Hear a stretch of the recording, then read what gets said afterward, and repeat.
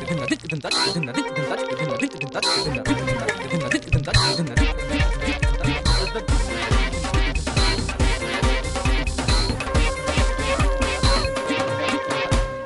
علیکم خدر حضرات، آپ کے حسب حال کے ساتھ حاضر ہیں عزیزی، ناجیہ اور جنید۔ السلام علیکم۔ السلام علیکم خواتین و حضرات، اب پیش خدمت ہے جناب دانشور محترم عزیزی صاحب کا خبروں پر تبصرہ۔ شروع کر دیا کرو فٹافٹ، ہنسنے نہ لگ جایا کرو۔ اچھا عزیزی صاحب، آل پارٹیز کانفرنس کی وجہ سے آج تو خبروں میں بڑی گرما گرمی ہے۔ گرما گرمی کیوں جی؟ کانفرنس میں کوئی گرم پکوڑے تقسیم ہوئے؟ نہیں عزیزی صاحب، میرا مطلب ہے کہ اس سے ریلیٹڈ خبریں گرما گرم ہیں۔ اے اللہ لوگ، جب سے یہ چینل شروع ہوئے ساری خبریں گرما گرم ہی ہوتی ہیں۔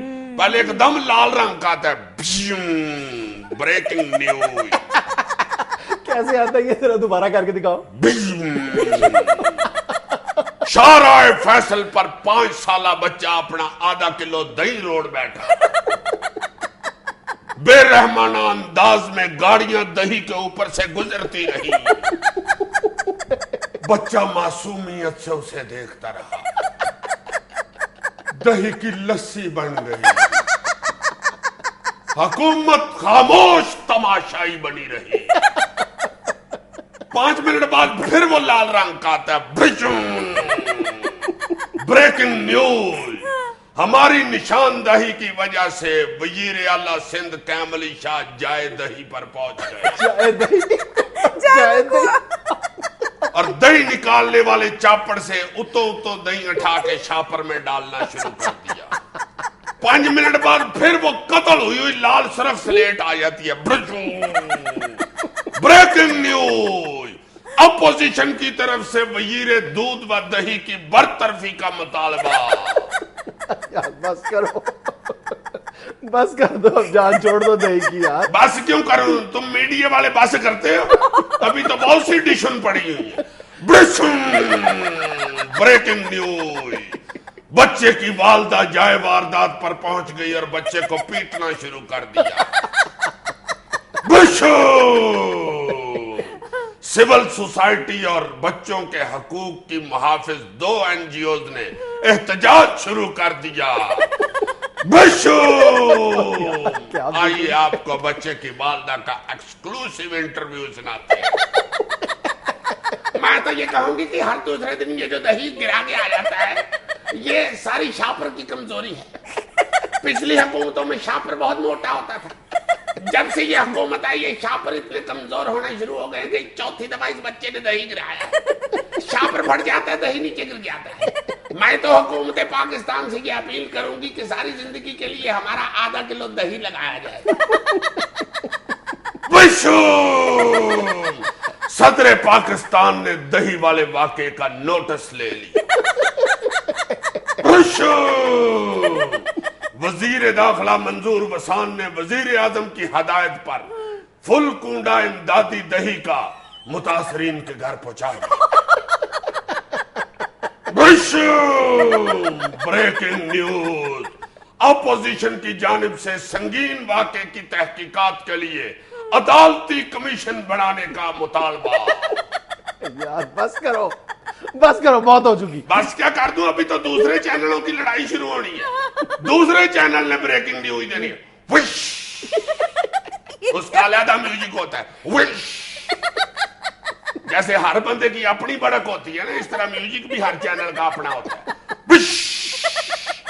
Breaking news. ناظرین، دہی گرنے والے افسوسناک واقعے کی ہمیں ایکسکلوسیو فوٹیج موصول ہو گئی۔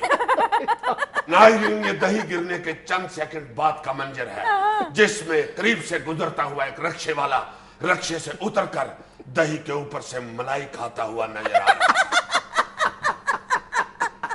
ناظرین، اور خدا کا نام لو، بس کرو یار۔ ناظرین، یہ سرخ دائرے میں وہ شخص نظر آ رہا ہے اور چٹے دائرے میں ملائی نظر آ رہی ہے۔ ناظرین، یہ ذرا غور یار سے پلیز دیکھیے، بس کرو یار۔ بالکل واضح نظر آ رہا ہے کہ وہ رکشے والا اپنی بڑی انگل کے ساتھ ملائی کھا رہا ہے۔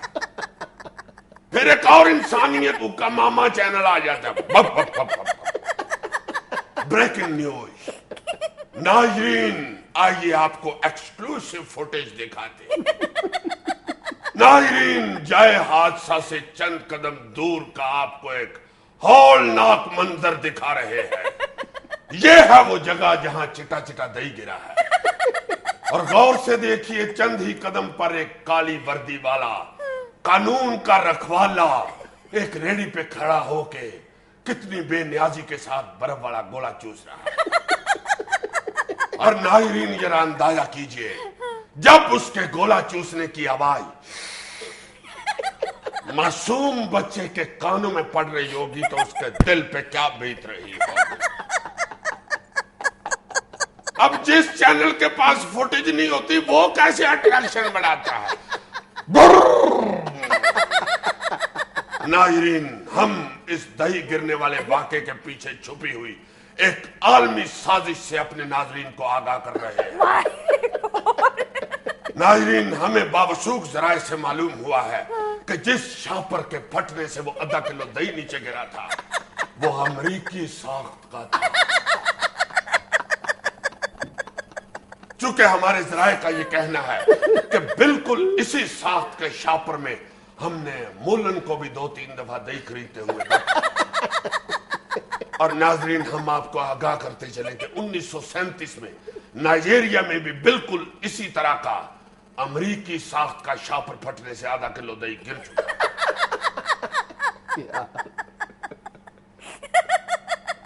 आइए नाज़रीन, अब हम आपको लिए चलते हैं गुजरावाला, जहां का दही बहुत मशहूर है, और हम बात करते हैं बशीर पहलवान दूध दही वाले से और उनकी माहिराना राय लेते हैं। बशीर पहलवान साहब, ये बताइए कि दही फटने से शापर फटता है या शापर फटने से दही फट जाता है? देखे जी, मैं कुछ 37 साल से दही जमा रहा हूं। मेरा वालिद भी दही जमाता था और मेरा दादा भी दही जमाता है। हम 3 नस्लों से दही जमा रहे हैं। Breaking news. नाज़रीन, पहलवान से गुफ्तगू आपको बाद में सुनाते हैं। हमारा कराची का नुमाइंदा लतीफ बदम अली जिस बच्चे का दही गिरा उसके पास पहुंच गया है। आइए बच्चे की तरफ साथ देखते हैं। नाज़रीन, जिस बच्चे का दही गिरा है, आइए उसकी गुफ्तगू सुनते हैं। बेटा बेटा बेटा। नाज़रीन, मेरा ख्याल है उस बच्चे को और चैनल वाला थ्रू के ले गया है। जो ही वो हमारे हथे चढ़ेगा हम आपको उसकी गुफ्तगू सुनवाएं। सर, दही से चैनल्स की जान तो छुड़ाएं।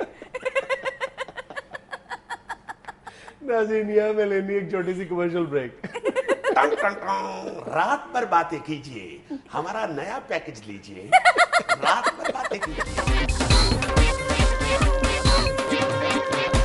कराची यूनिवर्सिटी वजीर दाखिला रहमान मलिक को डॉक्टरेट की एजाजी डिग्री देगी। शुक्र है मेरे अमाल का, भज भज के रहमान मलिक साहब के बेचारों की पिन्नियां फूल गई थी। शुक्र है उनको अब डॉक्टर की डिग्री दे दी। अब किसी एक जगह पे बेचारे दुकान खोल के तो बैठेंगे ना, और मरीज खुद चल के रहमान मलिक साहब के पास आया करेंगे। रहमान मलिक साहब उधर क्लिनिक में बैठ के उनको चेक किया करेंगे।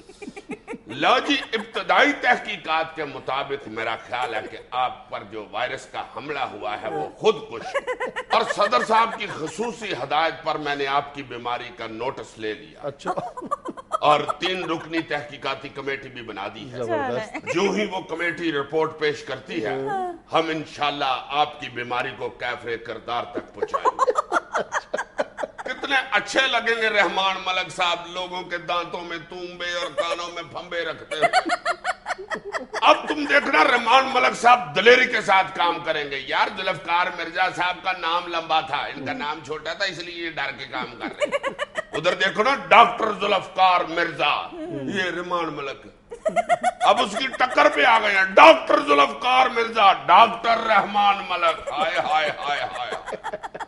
गोडों गिट्टों में बैठने के स्पेशलिस्ट, अपना गोडों गिट्टों को ठीक करने के स्पेशलिस्ट। जी जी, समझ गए सीधी साहब। मुंह से निकल गया मेरे, समझ गया जी साहब। डॉक्टर जुल्फकार मिर्जा साहब जो है वो मेडिकल डॉक्टर है, इन्हें एहसासी तौर पर पीएचडी की डिग्री दी जा रही है। पीएचडी की डिग्री दे दिया, पहले बीए की तो देते। तुम्हारा क्या मतलब है, वो ग्रेजुएट नहीं है? मेरा मतलब है वो पई जाली भी हो जाती है ना, इसके बाद एमए की डिग्री होती है, फिर पीएचडी की होती है। पता है मुझे, तुमने मुझे बिल्कुल ही रहमान मलिक अपना साइनों को समझ लिया हुआ है। वैसे पा जुनैद ये PhD से बनता क्या है? पा है ड्रामा।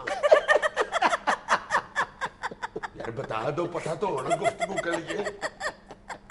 आगे से हंसना शुरू कर देते, तुम आगे से खबर पढ़नी ही शुरू कर दिया करो। साबिक सदर परवेज मुशर्रफ का कहना है कि लाहौर में मुशर्रफ लीग के 2 कारकुनान की गिरफ्तारी काबिल मुजम्मत है। लो यार तुम हंस रहे हो, देखना तुम अब इस मुल्क में इनकलाब आएगा। यार पाकिस्तान की इतनी बड़ी सियासी पार्टी सारी की सारी गिरफ्तार हो गई। हाँ हाँ देखो तो सही, 2 बंदे गिरफ्तार हो गए। अब इस मुल्क में तब्दीली आएगी, या तब्दीली आएगी या फिर बारिश आएगी। देखो अल्लाह माफ करे यार, देखो सारी पार्टी गिरफ्तार हो गई। सारी पार्टी क्या मतलब? 2 कारकुन गिरफ्तार हुए। और वही ना यार, टोटल पार्टी गिरफ्तार हो गई है। ये तो इतनी कफायत शुमार पार्टी है। हाय हाय हाय हाय हाय, छोटी चैनक में चाय मंगाए तो सारी पार्टी टी पार्टी कर लेती। 2 प्लेटें सालन और 2 शामी आ जाए तो पूरा इजलास इनका रज जाता। ये तो वो पार्टी है, इनको हमसायों की तरफ से 1 प्लेट न्याय आ जाए तो ये सालाना कन्वेंशन रख लेते। एक बंदा बीच में से कहता है चलो यार शुक्र है खाना तो आ गया, अब कुर्सियां तो मंगाओ बैठने के लिए। दूसरा कहता है यार ये मंजी नीचे करो और कन्वेंशन शुरू करो, बैठो। बस इतनी पार्टी है यार इतनी है तो मुशर्रफ साहब ने खुद बयान दिया ना, तीजा बंदा ही कोई नहीं था बयान देने वाला। वो एक अद्धा दाना छोड़ देते, बयान देने जो तो रह जाता। फवाद चौधरी साहब और राशिद कुरैशी साहब, ये दोनों ही पकड़े गए। क्या ऐसे बोलते जा रहे हो? तुम्हारा ख्याल है सिर्फ ये 2 लोग हैं उनकी पार्टी में? और यार तीसरे तो मुशर्रफ साहब है ना, वो तो पार्टी के प्रेसिडेंट है, प्रेसिडेंट को नहीं गिनती में लाते। 2 कारकुन थे, दोनों ही पकड़ लिए यार। अब 10-15 साल में कोई तीसरा कारकुन बनेगा, वो इमानतें कराएगा, मचल के भरेगा। बड़ी लंबी पी काटनी पड़ गई है यार इस पार्टी को। हाय हाय हाय। अच्छा अजीज साहब, आपके मुर्शद पाक 2 घंटे लाहौर में बगैर प्रोटोकॉल के फिरते रहे हैं। मैं सदके जाऊं यार ये मेरी इतनी बड़ी ख्वाहिश है कि हमारे तमाम हुक्मरान मुस्तकिल तौर पर ये रवैया अपना लें। वही बात, मेहनत ना करना, हसद करते रहे। इसमें हसद कहां से आ गया यार? इसलिए रक्शे वालों ने पीछे लिखाया होता है क्या? कोई देख के जल गया और किसी ने दुआ दी। मुर्शिद पाक खुदा के वास्ते इसकी बातों पे ना जाइए ना, ये बड़ा चलाकू आदमी है। अपनी जेन से ये निकाल दे हजूर के जिन्हें लाहौर नहीं वेखे जमे नहीं। खुदा के वास्ते अब अकेले ही बाहर लाहौर देखने निकल जाते हैं। यहाँ के बच्चे बहुत शरारती हैं हजूर, ये तो चलते चलते साइड करा देते हैं। ये तो इतने तेज है, ये ना हो कहीं आप गाड़ी से नीचे उतरे तो कोई पास से शोखा बच्चा कह दे लम्मा पाइया तार निकल लगी, लम्मा पाइया। सरकार अगर आपने घबरा के उसकी बात मान ली तो कितना अजीब लगेगा। या तो ऐसे ऐसे शरारती लड़के हैं हजूर, आप कहीं इचरा मोड़ क्रॉस करे तो बच्चा आपके साथ आके कह दे भाई जी आपका पिछला पहिया घूम रहा है। आप घबरा के गड्डी साइड पे लगा के मिस्त्री को फोन करना शुरू कर दे, यार गड्डी का पिछला पहिया घूम रहा है। आगे से मिस्त्री कहे कि मुर्शद पाक वो पहिया है उसने घूमना ही है और उसने तमाल डाल दिया। मुर्शद पाक बहुत हालात खराब है हजूर, इधर तो गाड़ियों की छीना जब्ती भी हो रही है। ये ना हो आप समनाबाद का मोड़ मोड़े साथ ही को बंदा आ जाए गाड़ी के साथ गन लगा के कहे गाड़ी दे दो फटाफट, गाड़ी छीन के ले जाए। बाद में आप समनाबाद मोड़ पे लोगों से कह रहे हो भाई जी मेरे को पैसे ना देवो, मैं अजीजी दा मुर्शद पाक मेरे को मुल्तान दी गड्डी ते बा देवो। तुम अपनी कॉमेडी अपने पास रखो, मैं तुम्हें वैसे बता रहा हूं कि इन हुक्मरानों के प्रोटोकॉल की वजह से अवाम की नाक में दम हो गया। बिल्कुल। आखिरी बात मैं तुम्हें बता दूं जी, मेहनत कर हसद ना कर। नाज़रीन यहाँ में लेनी एक छोटी सी कमर्शियल ब्रेक।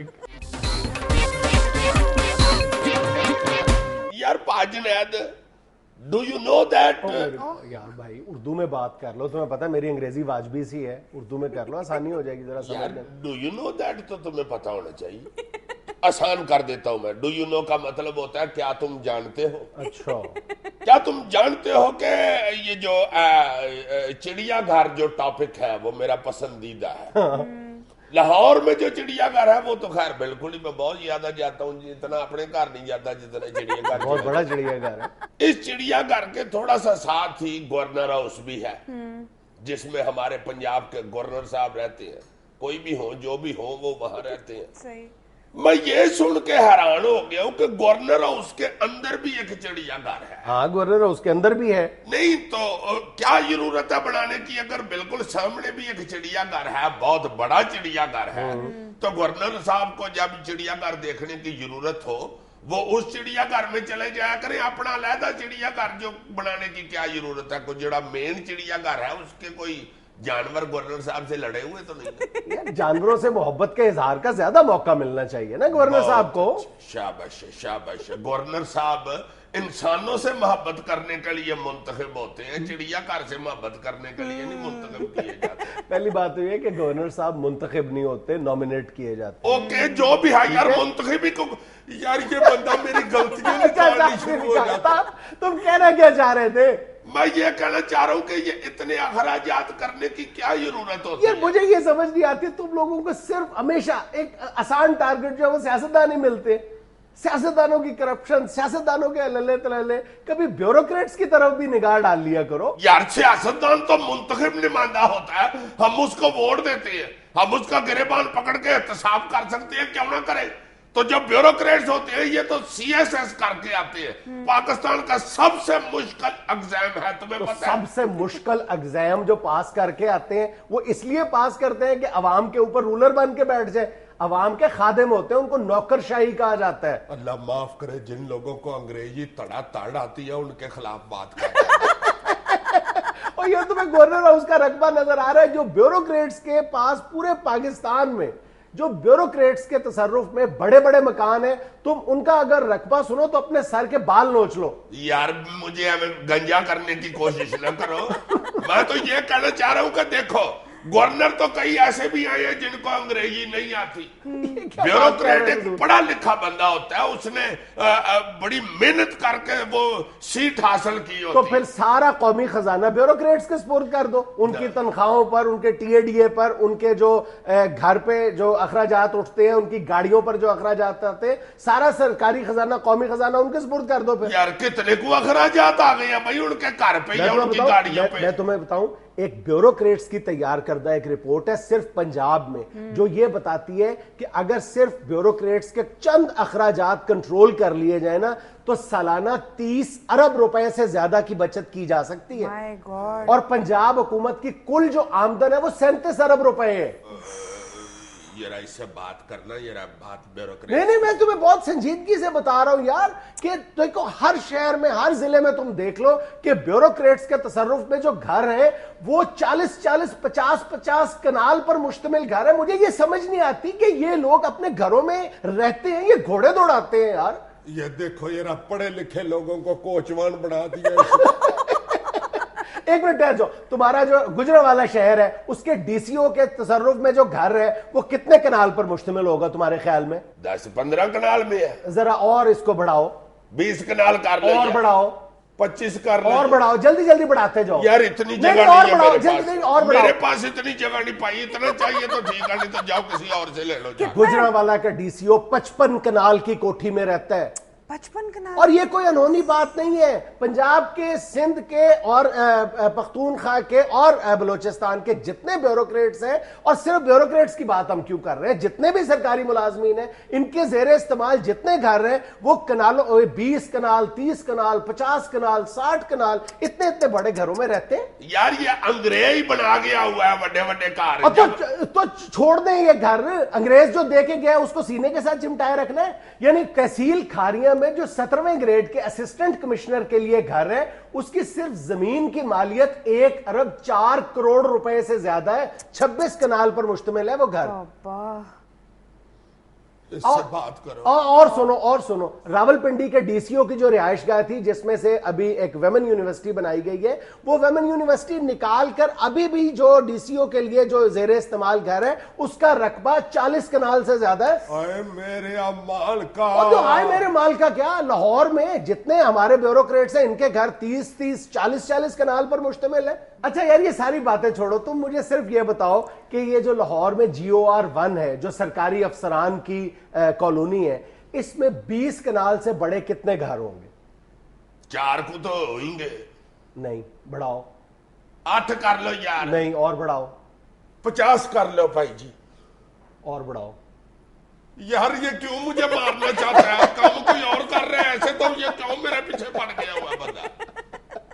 اور would you believe it, 165 گھر لاہور شہر میں صرف ایک کالونی میں ہے, 20 کنال سے زیادہ. Don't tell me. G I am telling you. Oh, I am shocking. سر ویسے یہ بیوروکریٹس سے سرکاری افسران آئے روز ایک شہر سے دوسرے شہر ٹرانسفر ہوتے رہتے ہیں, تو obviously انہیں گھروں میں رہنا ہے نا, جھونپڑیوں میں تو نہیں رہیں گے. نہیں میں یہ نہیں کہہ رہا کہ خدا نخواستہ وہ جھونپڑیوں میں رہیں, وہ بہت قابل احترام ہے, اس ملک کی کریم ہے اور ہم پر رول کرنے کا وہ حق رکھتے ہیں. میں تو صرف یہ کہہ رہا ہوں کہ یہ بیوروکریٹس کو, سرکاری افسران کو آپ ہاؤس رینٹ دے دیں جس طرح باقی سرکاری محکموں میں دیا جاتا ہے. یعنی افسر جب ٹرانسفر ہو کسی دوسرے شہر میں تو وہ پہلے 15-20 دن کسی پراپرٹی ڈیلر کے پیچھے پھرے کہ مجھے ایک رینٹ پہ کر لیں. یار میری بات سنو, یہ بھی ضروری نہیں ہے ہر شہر میں گھر اویلیبل ہوتے ہیں. آخر انسان جو ہے وہ دوسرے شہروں میں جا کر گھر ڈھونڈ ہی لیتے ہیں نا. لیکن چلو تم یہ بات بھی چھوڑو, میں کہتا ہوں جی اگر ہاؤس رینٹ نہیں دینا آپ ان کو 10 مرلے کا گھر دے دو, 1 کنال کا دے دو, چلو 2 کنال کا گھر دے دو. یار 50 کنال پر مشتمل گھر نہیں محل ہوتے ہیں, اور جب یہ لوگ پھر محلوں میں رہتے ہیں تو پھر بیہیو بھی وہ ملازموں کی طرح نہیں کرتے, سرکاری ملازم کی طرح نہیں کرتے, پھر وہ بادشاہ سلامت کی طرح بیہیو کرتے ہیں. کیا چاہتے ہو فریادی؟ او پٹواری نے تم سے رشوت لی ہے؟ ہم پوچھ لیں گے پٹواری سے, اس نے ہمیں ہمارا حصہ کیوں نہیں پہنچایا؟ اور پھر جب تم ان سرکاری افسران کو اتنے بڑے محل دیتے ہو تو ظاہر ہے ان محلات کی مینٹیننس پر بھی کروڑوں بلکہ اربوں روپے خرچ ہوتے ہیں. میں تمہیں صرف 2010 کے دوران جن افسروں نے اپنے گھروں کی رینوویشن پہ جو پیسے خرچ کیے ہیں اس کی چھوٹی سی تمہیں ایک جھلک دکھا دیتا ہوں کہ اس 1 سال کے دوران سلمان صدیق صاحب نے اپنے گھر پر 88 لاکھ روپے, فواد حسن فواد صاحب نے 43 لاکھ روپے, اور خواجہ طارق صاحب نے 50 لاکھ روپے, اور سلمان غنی صاحب اور فرشوری صاحب اور فیاض بشیر صاحب نے 33 لاکھ روپے, اور نظر علی خان صاحب نے 24 لاکھ روپے صرف اپنے سرکاری گھروں کو رینوویٹ کرنے پر خرچ کر دیے تھے. یعنی یہ جو پہلے سے ان کو گھر دیے گئے تھے ان کا ڈیزائن ان کو یا پسند نہیں تھا یا اس میں وہ کوئی نہ کوئی تبدیلی چاہتے تھے اپنے ذوق کے مطابق, اس پر ان لوگوں نے لاکھوں روپے اڑا دیے تھے. یار چونا کوئی تھوڑا مہنگا تو نہیں نہ ہو گیا ہوا؟ کوچی جا کے پوچھو کوچی کتنے کی آتی ہے, سمجھ آنے کی تمہیں. تم کس ملک کے رہنے والے ہو, کبھی سوچا وہ ملک جو کشکول ہاتھ میں لیے پوری دنیا میں ذلیل و خوار ہو رہا ہے. اگر ٹوکن والا رنگ استعمال کریں گے تو اتنا ہی خرچہ ہوگا. سر یہ تو صرف ابھی گھر کا معاملہ ہے نا, گاڑیوں کی مد میں جو ان کے اللے تللے ہیں وہ الگ ہے. وہ اللے تللے بھی ناقابل یقین ہے, لیکن اس پر بھی بات کرتے ہیں. ایک بریک چھوٹی سی لے لیں ناظرین, یہاں میں لینا ایک چھوٹا سا وقفہ. اچھا یار تم میرے ساتھ نہ لڑو, تم سارے افسروں کو سیکٹریوں کو نہ گھوڑے دلوا دو, گھوڑے پہ بیٹھ کے سویرے آیا کریں گے. سر اپنے پی اے کو کہہ رہے ہو ساری فائلیں رکھ دو پیچھے, پوچھل کے ساتھ باندھ دو. اچھی بھلی بات کا بیڑا غرق کر رہا ہے یار, اور کیا گاڑی تو چاہیے ہی ہوتی ہے. تم تو بھائی گھوڑے اور 8 گاڑیوں کے درمیان کی کوئی چیز نہیں ہے. کیا ایک بیوروکریٹ کو ایک گاڑی سے زیادہ 2 3 4 کتنی گاڑیوں سے اس کا پیٹ بھرتا ہے ایک سیکٹری کا؟ یعنی آفیشیلی ایک سیکٹری کو 2 گاڑیاں. مجھے یہی نہیں سمجھ آتی کہ سرکاری ملازمین کو گاڑی دی کیوں جاتی ہے. تم اس بات کو جسٹیفائی کر دو. وہ اس نے بیچ میں لکڑے رکھ کے دفتر. ایک فضول بات نہ کرو. تم مجھے صرف یہ بتاؤ کہ جس طرح ملٹی نیشنل کمپنیز کرتی ہیں یا پرائیویٹ کمپنیز کرتی ہیں کہ آپ کو گاڑی یا تو لون پہ دے دی جاتی ہے یا آپ کو گاڑی خرید دی جاتی ہے, پھر یہ کہا جاتا ہے کہ 5 یا 6 سال کے بعد ڈیپریسیشن نکال کر جتنے کی یہ گاڑی ہوگی یا آپ خرید لیں یا ہمیں واپس کر دیں. یہ اس طرح گاڑی اس کے سپرد کیوں نہیں کی جاتی؟ یعنی روز وہ فلٹر تیل اپنے پلے سے بدل. ہاں, اس گاڑی کی کیئر کرنے کا بھی وہ ذمہ دار ہو. آپ کو سیکٹری سطح پر ایک بیوروکریٹ کو جو انٹائٹل ہے وہ 2 گاڑیوں کا ہے, لیکن زیادہ تر جو سیکٹریز ہیں ان کے پاس 5-5 6-6 گاڑیاں ہیں, کیونکہ ہاں مختلف محکموں سے گاڑیاں لے لیتے ہیں. ایک گاڑی جو ہے وہ آفس آنے جانے کے لیے استعمال ہوتی ہے, دوسری ٹورنگ وہیکل کے نام پہ. یہ ٹورنگ وہیکل کیا بلا ہے بتاؤ نا یار, باہر آنے جانے کے لیے تو دوسری ٹور ہو تو اس پہ جانا پڑتا ہے. اور یار میری بات سنو, تمہیں پتہ ہے یہ جن کا بیوروکریٹ جو عطا اللہ صدیقی مرحوم تھے, جن کا ڈینگی سے ابھی انتقال ہوا ہے 2-3 ماہ پہلے, ان کو آفس میں ایک افسر نے باقاعدہ زدوکوب کیا تھا. کس بات پہ؟ عطا اللہ صدیقی صاحب نے اس افسر سے یہ پوچھ بیٹھے تھے, جسارت کی تھی اس افسر سے یہ پوچھنے کی کہ حضور والا آپ کے پاس 8 گاڑیاں ہیں, اس کا جواب ذرا بتا دیں کہ آپ 8 گاڑیاں کس طرح استعمال کر رہے ہیں, جس کا جواب انہوں نے تھپڑوں کی صورت میں دیا تھا. بات کرو ذرا اس سے. سر آپ اسکولوں اور شاپنگ پلازاز کے باہر دیکھ لیں, پارکنگ لاٹ میں آپ کو گرین نمبر پلیٹس والی دھڑلے سے گاڑیاں کھڑی نظر آئیں. کوئی انٹائٹلمنٹ نہیں ہے, کسی بیوروکریٹ کے پاس یہ اختیار نہیں ہے کہ وہ کسی گاڑی کو, سرکاری گاڑی کو ذاتی استعمال میں لائے.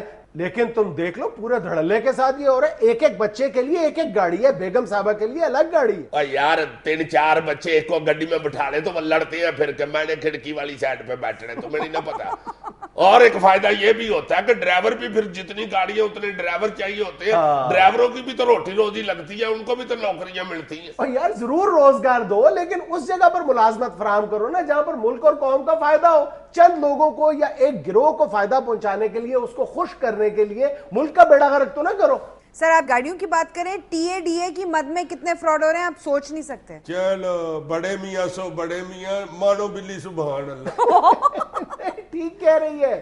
یہ صرف جو ناجائز ٹی اے ڈی اے, اس کا سلسلہ روک دیا جائے تو سالانہ کم از کم 3 ارب روپے بچت ہو سکتی ہے. یار میری بات سنو, یہ ٹی اے ڈی اے تمہیں پتہ ہے کیا ہوتا ہے؟ کیا ہوتا ہے؟ Transport allowance and daily allowance. اچھا یار دیکھو, میں تمہیں بالکل سیریس کہہ رہا ہوں کہ ایک افسر کہیں سرکاری کام کے لیے آتا جاتا ہے تو وہ پلے سے تو نہ پیسے خرچ کرے, وہ تو اسے ملنے چاہیے. پہلی بات یہ ہے کہ وہ کس چیز پہ سوار ہو کر سرکاری کام جاتا ہے. سرکاری گاڑی پہ, اس کو سرکاری پیٹرول ملتا ہے, ٹھیک ہے. دوسرے شہر میں جب جاتا ہے تو اس کو سرکاری رہائش گاہ ملتی ہے. ہوتا ہے یا نہیں ہوتا؟ بالکل. یہ کیا اس بات کی جسٹیفیکیشن ہے کہ ہر یعنی 16 کلومیٹر دور جب وہ اپنے دفتر سے جاتا ہے تو وہ دوسرا شہر تصور کیا جاتا ہے, اس کا ڈیلی شروع ہو جاتا ہے, اس کا ڈیلی الاؤنس اس کو ملنا شروع ہو جاتا ہے. جی 16 کلومیٹر. اب لاہور شہر کا رقبہ, کراچی کا رقبے کا تم اندازہ لگا لو کہ کتنے کلومیٹرز پر یہ شہر پھیلے ہوئے ہیں, اور 16 کلومیٹر کے بعد 17ویں کلومیٹر پر ان کا ٹی اے ڈی اے شروع ہو جاتا ہے. نہیں تو ان کو کیسے پتا چلتا ہے جی 16 کلومیٹر دور آ گئے, یہ پائی ساتھ فیتا لے کے پھرتا ہے. جنہوں نے اس طرح کے جعلی کلیم کرنے ہوتے ہیں انہیں کسی فیتے کی ضرورت نہیں پڑتی. اور تم سب سے بڑا ظلم یہ دیکھو کہ یہ جو بڑے بڑے بیوروکریٹ ہیں, جس دوسرے شہر میں سرکاری کام کی غرض سے جاتے ہیں, وہاں پر ظاہر ہے کہ سرکار نے ان کو گیسٹ ہاؤسز ہوتے ہیں, ریسٹ ہاؤسز ہوتے ہیں, وہاں پر سرکاری سطح پر یہ ٹھہر سکتے ہیں, لیکن یہ اس کی بجائے ہمیشہ 5 سٹار ہوٹلز میں رہنا پریفر کرتے ہیں. اس کا خرچہ بھی حکومت کو دینا پڑتا ہے. یار میں نے تو یہ بھی سنا کہ ان افسران نے کہیں اگر شادی بیاہ پہ جانا ہونا اپنے کسی رشتہ دار یار دوست کی, تو جس شہر میں جانا ہونا پنڈی پشاور کی طرف یا کوئی دور سائیوال کی طرف, ادھر کوئی نہ کوئی سرکاری ٹور رکھ لیتے ہیں. ہاں بالکل, تاکہ شادی بھی پھگت جائے اور ٹی اے ڈی اے بھی مل جائے. یعنی الٹا اگر کہیں آنے جانے پر ان کو اپنی ذاتی جیب سے خرچ کرنا پڑے, وہ بھی بچت ہو جاتی ہے. نہ صرف بچت ہو جاتی ہے بلکہ آمدن ہو جاتی ہے ٹی اے ڈی اے کی مد میں ان لوگوں کو. یار یہ میرے والی لانے کاٹ دینا پائی, کل ہی تم افسروں کا متعلق بات کرو, رہنے دو. کتنے بڑے افسروں کا متعلق ہمیں شروع ہوا فیول. یار ابھی تو میں نے صرف گاڑیوں اور گھروں کی تفصیلات بتائی ہیں. چلو باقی بھی کر لو, کچھ ہے تو بھائی کر لو, تم کر لو. کروں گا, ضرور کروں گا, لیکن ابھی تو وقت ختم ہو گئے. ناظرین یہاں میں لینی ایک چھوٹی سی کمرشل بریک. پتہ نہیں اس بھائی کا ڈومیسائل کہیں سری لنکا کا بنا ہوا ہے, اتنی خطرناک باتیں شروع کر دیتا ہے.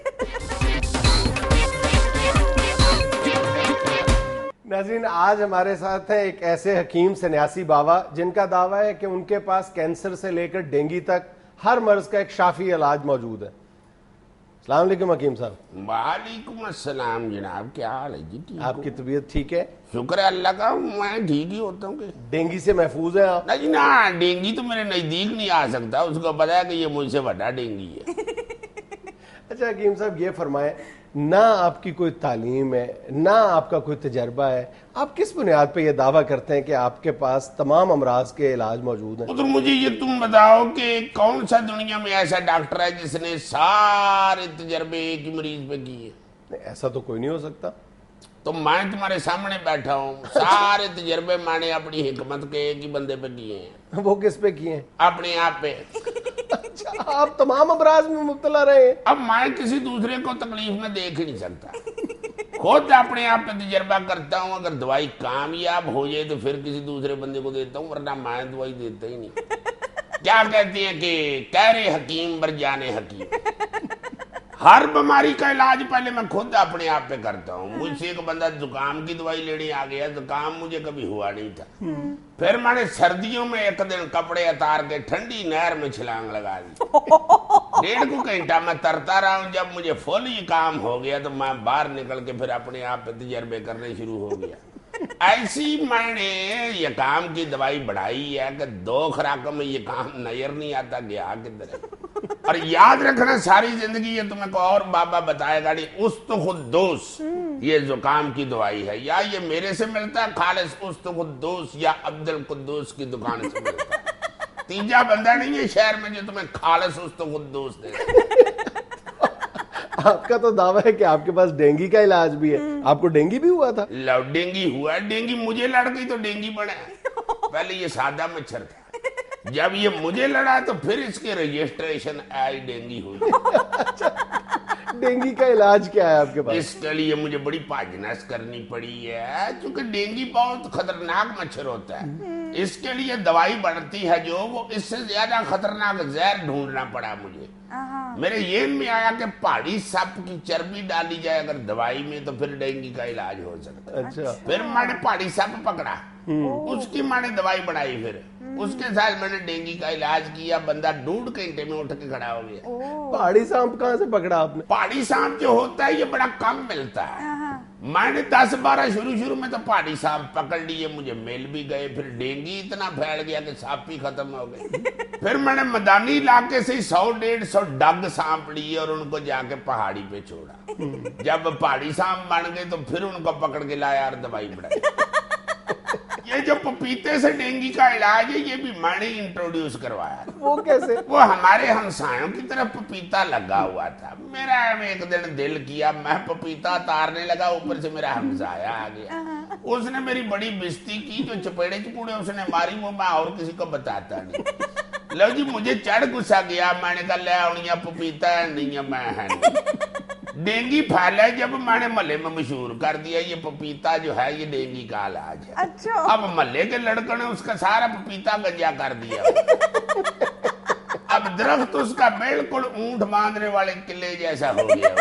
अब मैं कभी कभी उसका दरवाजा खड़का के कहता हूँ सना पपीता खादा ही, आगे से गंदी गालियां निकालता है। तो वो आपको गालियां निकालता है, आप उसे कुछ नहीं कहते? वो तो हर दूसरा मरीज निकालता है, अब किस किस को कहूँ? क्या मतलब है आपका? मैं जो भी एक दफा दवाई लेके जाता है, जब दूसरी दफा आता है तो फिर जाहिर है। हकीम साहब इतने आप दावे करते हैं, खुद आपको इतनी मोटी ऐनक लगी हुई है, अपनी आंखों का इलाज क्यों नहीं करते? जनाब साहब ये एक बड़ी दुखी स्टोरी है। मैं रंग गोरा करने वाली क्रीम बना बैठा, साथ वाली हमसाई को पता चला, वो दौड़ी आई। उसे पता था कि हकीम बड़ा तगड़ा है, इसके पास हर वेले रश बड़ा रहता है। उसको क्या पता था रश किस लिए रहता। मैं असल में साथ चर्च भी बेचता। लो जनाब मुझे आगे कहती है हकीम साहब पता चला आपने क्रीम बनाई है। मैंने कहा बड़ी वधिया क्रीम है, पर जाई तेरी ने इस्तेमाल की है, ले जाओ। 3 शीशियां ले गई।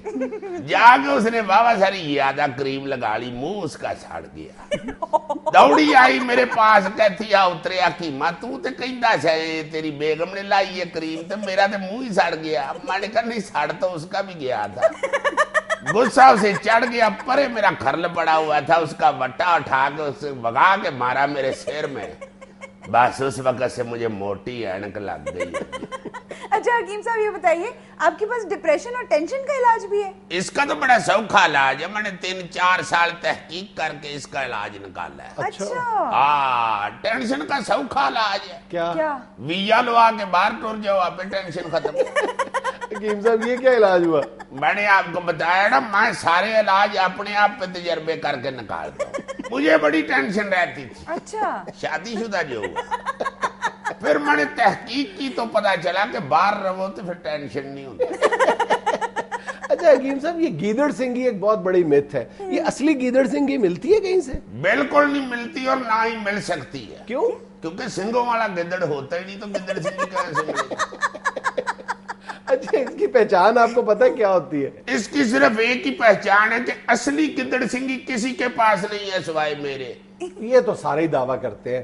तो चलो सारे दी सुन ली ना, तो मेरी भी सुन ली। आपके पास असली गीदड़ सिंगी कहाँ से आई? और मुझे एक गिद्दड़ खुद आके दे गया था। मुझे आके कहने लगा कि अपना सन्यासी बाबा है, ये मेरी सिंगी रख लो। अब एक गिद्दड़ खुद दे रहा है तो जाहिर है गिद्दड़ सिंगी होगी ना। और कितनी को गुफ्तगू है, मैंने अभी डॉक्टर के पास भी जाना है। डॉक्टर के पास?